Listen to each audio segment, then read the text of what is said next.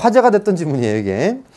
2번, 4번, 5번인데, 근데 2번 문제가 되게 까다로워 보이는데, 3개 중에 오답률이 제일 낮아요. 50% 나왔고요. 4번 문제가 오답률 60% 나왔고, 5번 문제가 오답률 73%가 나왔습니다. 그럼 여기서 이제 뭘 봐야 되느냐? 5번 문제 같은 경우 약간 여러분들이 보기 조건 체크가 안 되면 틀릴 수가 있고요. 2번 문제는 정말 설명하기 민망할 정도로 쉽고요. 진짜 너무 쉬워, 이거. 그죠? 4번 문제는 답은 5번은 가요. 근데 5번 찍은 사람 중에 상당수, 그리고 틀린 사람 중에 상당수, 2, 3번이 해결이 안 돼요.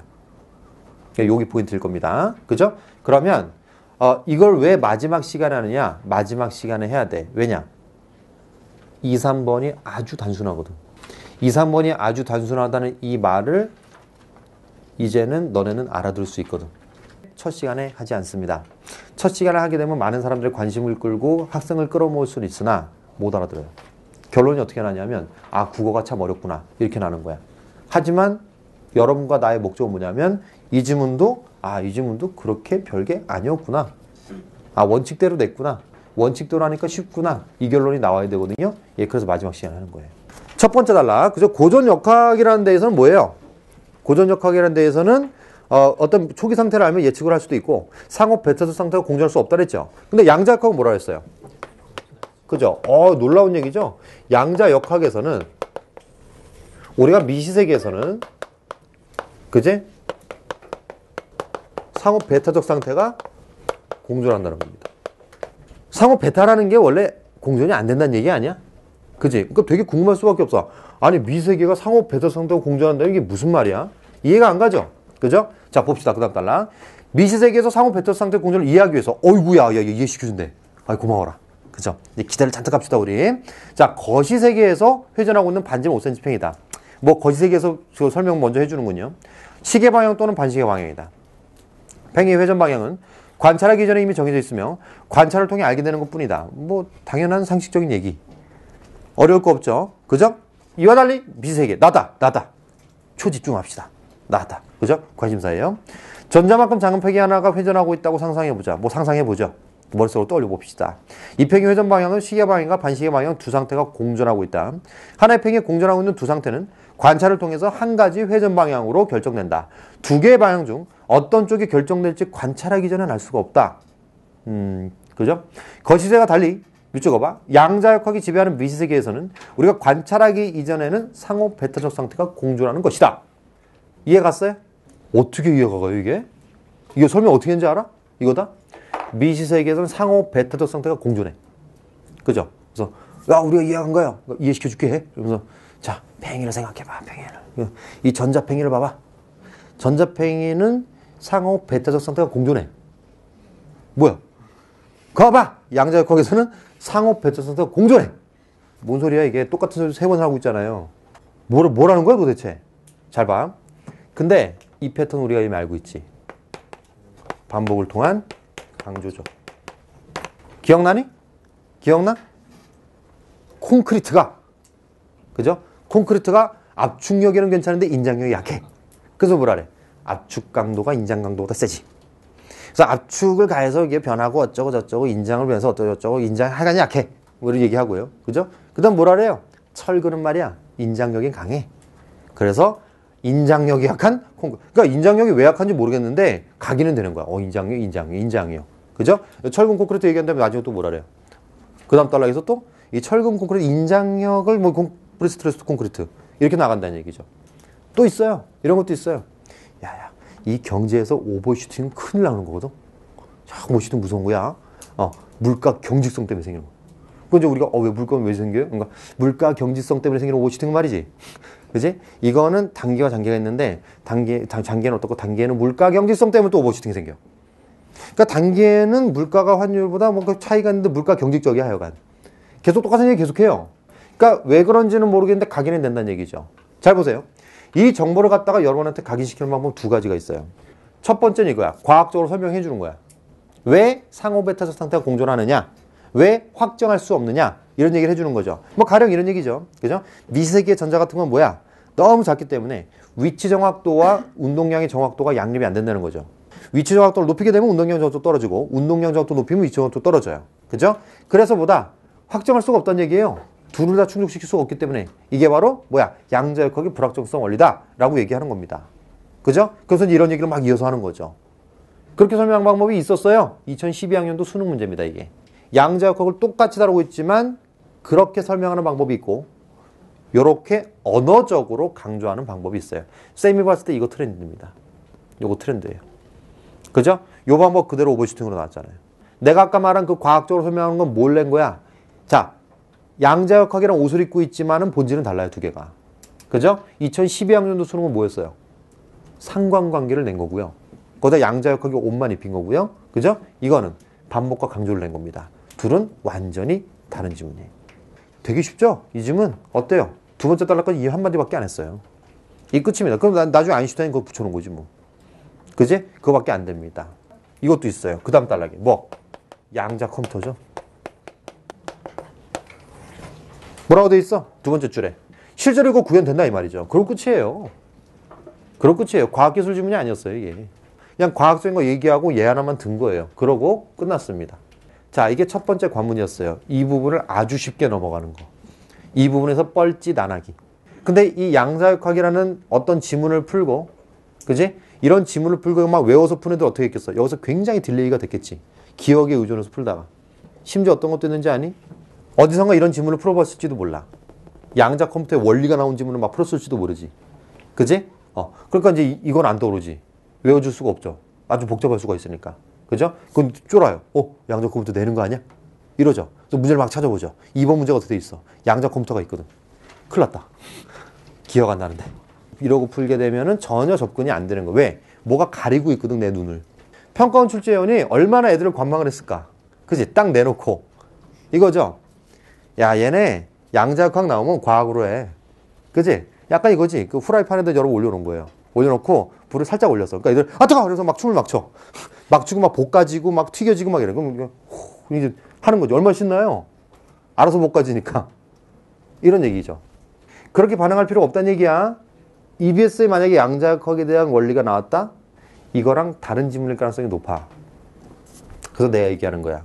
여러분들이 어떤 문제를 풀어봤다고 했을 때 변형 문제, 뭐 쌤 문제도 포함입니다. 쌤이 만약에 EBS에 이런 게 있어서 이걸 가지고 지문을 막 이렇게 내서 뭐 양자역학 지문을 내고 그 다음에 양자역학 컴퓨터 복합 지문을 막 냈어. 굉장히 어렵겠죠? 지문이. 그죠? 여러분한테 연습을 딱 시켰어. 그 다음 뭐라 그럴까? 자, 양자역학은 나올 수 있어. 하지만 나오게 되면 이거랑 다른 지문이 아예 이렇게 얘기하죠. 아예 새 지문이라고 생각하고 읽어. 이래야죠. 됐나요? 하지만 그런 메시지를 듣지 않고 문제만 푸는 애들 어떻게 되겠어? 보자마자 올 것이 왔구나. 이러고 풀겠지. 적중. 이러고 풀겠지. 아니에요. 그럴 리가 없어요. 앞으로도 그렇게 할 겁니다. 알겠죠? 예.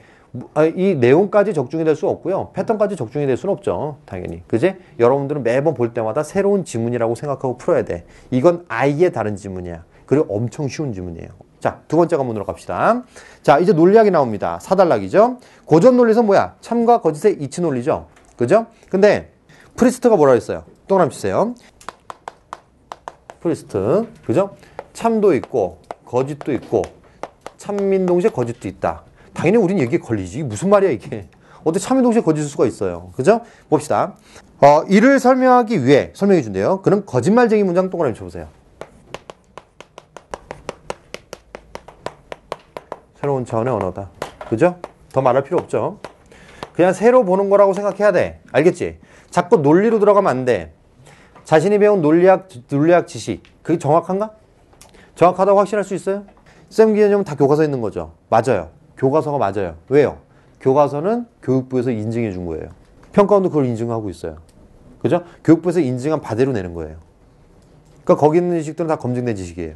근데 여러분이 어디선가 배운 정체불명의 논리학이라든가 뭐 문학개념어라든가 이런 것들 전부 다 인증 안 해줬는데요. 평가원이. 그러니까 나 그거에 대해서 신뢰를 갖는 게 참 안타깝다는 얘기야. 인증을 해준 데가 없는데 어떻게 그걸 믿어요? 그죠? 그렇지 않나? 이런 생각을 한번 해보라는 얘기예요. 그러니까 그냥 이게 새로운 차원의 언어라고 생각하는 게 제일 편해요. 그 있는 대로 합니다. 그죠? 또 보세요. 이를 설명하기 위해 거짓말쟁이 문장을 설명했다. 거짓말쟁이 문장을 이해하기 위해서 또 자기 지시적 문장을 또 설명한 거죠. 그죠? 아직 단계야. 알겠지? 거짓말쟁이 문장 안 나왔어. 그래서 자기 지시적 문장 여러분 읽어보시고 그 다음 단락 갑시다. 이 문장은 거짓이다. 그죠? 요건 거짓말쟁이 문장입니다. 그래요? 아, 이런 게 거짓말적인 문장이야? 그죠? 한번 보죠, 뭐. 이는 이 문장이라는 표현이 문장 자체를 가리키면 그것이 거짓이라고 말하는 자기 지적 문장이고요. 그래요? 아, 그죠? 당연하죠. 그죠? 그렇다면 프리스트는 왜 거짓말쟁이 문장이 참인 동시에 거짓을 부여한다고 생각할까? 아, 여기다가 참인 동시에 거짓을 부여한다고? 좀 신기하네. 읽어봐야겠네요. 자, 읽었다고 치고 쌤이 설명할게요. 이 문장은 거짓이다가 참이면 어떻게 돼요? 거짓이 되죠. 동시에 거짓 돼버리죠. 그죠? 이 문장은 거짓이다가 거짓이 되면 어떻게 돼요? 참이 돼버리죠. 그죠? 밑에 네 번째 줄. 프리스트에 따르면 어떠한 경우에도 거짓말쟁이 문장은 참인 동시에 거짓이 돼버릴 수밖에 없죠. 그죠? 따라서 그는 거짓말쟁이 문장에 참인 동시에 거짓을 부여된다고 얘기한 겁니다. 이거지? 내가 하나 물어볼게. 자, 해봐. 이 문장은 세 어절로 이루어졌다. 이건 거짓말쟁이 문장이다. 맞아, 틀려? 틀리죠? 틀리죠? 거짓말쟁이 문장은 참과 거짓이 동시에 되는 거야. 이 문장은 세 어절로 이루어졌다. 거짓이죠? 거짓이지 거짓말쟁이 문장이 아니지. 이런 거 헷갈리면 안 되는 거야. 알겠죠? 주는 대로 해야죠. 주는 대로. 여기까지가 두 번째 관문. 여러분들이 이제 거짓말쟁이 문장이 뭐라는 걸 좀 알아내는 거죠. 그래서 마지막 문장이 뭐라 했냐면 이것도 그래서 여기 이어진다. 뭐 이런 얘기예요. 다소 약간 억지스러운 면이 있지만 뭐 맞긴 맞으니 뭐 상호 배타적 상태가 공존하고 있으니까. 그죠? 이 얘기입니다. 자, 이제 마지막 관문이죠. 여러분 여기가 해결돼야죠. 마지막 관문 갑시다. 고전 논리에서 참인 동시에 거짓인 진리치를 지는 문장을 다룰 수가 없기 때문에 프리스트는 그것도 다룰 수 있는 비고전 논리 중 하나인 LP를 제시했다. LP 동그라미 주세요. 그런데 LP에서는 직관적으로 호소력 있는 몇몇 추론규칙이 성립하지 않는다. 밑줄 그어봐. 그래요? 뭐 완벽하진 않나 보네. 전권 긍정규칙을 예로 들어보자. 전권 긍정규칙 동그라미 주세요. 여러분 다시 한번 말하지만 절대 지식으로 하지 않습니다. 알겠죠? 고전 논리에서 전권 긍정 규칙이 성립한다. 어떻게 성립하는 볼게요. P면 Q이다라는 조건문과 그것의 전권인 P가 참이면, 그죠? 후권인 Q도 반드시 참이 된다는 거죠. 이게 전권 긍정 규칙이라는 거야. 그러니까 얘들아, 개념을 우리가 외울 필요가 없는 거야. 보고 이런 걸 전권 긍정 규칙이라 하는구나라고 확정 지어도 돼요. 그냥 이 글만 읽고 푸는 거니까. 알겠죠? 이런 건가 보다. 이러면 돼요. 그 다음 갑시다. 이와 비슷한 방식으로 LP에서 전권 긍정 규칙이 성립하려면 조건문과 그 전권인 P가 모두 참 또는 참인 동시에 거짓이라면 후권인 Q도 반드시 참 또는 참인 동시에 거짓이어야 한다는 거죠. 느낌 왔어? 쌤이 이 정도 악센트로 했으면 너네들이 빨리 깨달아야 되는데 뭐 해야 돼 이제? 평합편 구해야죠.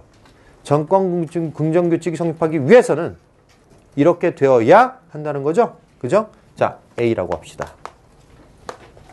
이렇게 되는 거죠. A이기 위해서는 B이어야 한다는 거죠. 뭐 말한 거야, 쌤이 지금? 그렇지, 필요 조건이죠. 이게 이렇게 안 묶이면 못 풀어요, 지문. R 11번. 자, 예습 때 못해 써도 돼. 지금 내 말을 이해하면 돼. 알겠지? 그게 더 중요한 거야. 지금 뭘 제시한 거예요? LP에서 전권 긍정 규칙이 성립하기 위한 필요 조건을 얘기했죠. 그죠? 그럼 우리는 그 필요 조건에 집중을 해야겠지. 봅시다. 조건문과 전권이 P가 참 또는 참인 동시에 거짓이면 후권이 Q가 참 또는 참인 동시에 거짓이다. 사실 구조는 똑같아요. 그래서 TF만 들어간 거예요. 사실 전권 긍정 규칙에서. 그죠? 근데 그게 중요한 게 아니고 보여 이제? 이 덩어리가 성립해야 돼. 알겠지? 이 덩어리 성립 안 하면 안 되는 거죠. 자 봅시다. 그러면 이 얘기죠. 조건문과 전권의 진리치와 후권의 진리치가 똑같아야 된다는 얘기죠. 단순화시켰죠. 그죠? 이게 되어야만 전권 긍정 규칙이 성립하는 거고 이게 되지 않으면 똑같지가 않으면 전권 긍정 규칙이 성립하지 않는 거죠. 나 B면 나 A니까 A 기선 B여야 되면 나 B면 나 A고 B이어야만 A일 수 있으니까 빨리빨리 나와야죠. 그죠? 이게 지금 자유자재로 돼야 돼. 자, 이거 박아놔야 돼 머릿속에. 알겠지? 요게 통으로 들어와야 돼. 가볼게.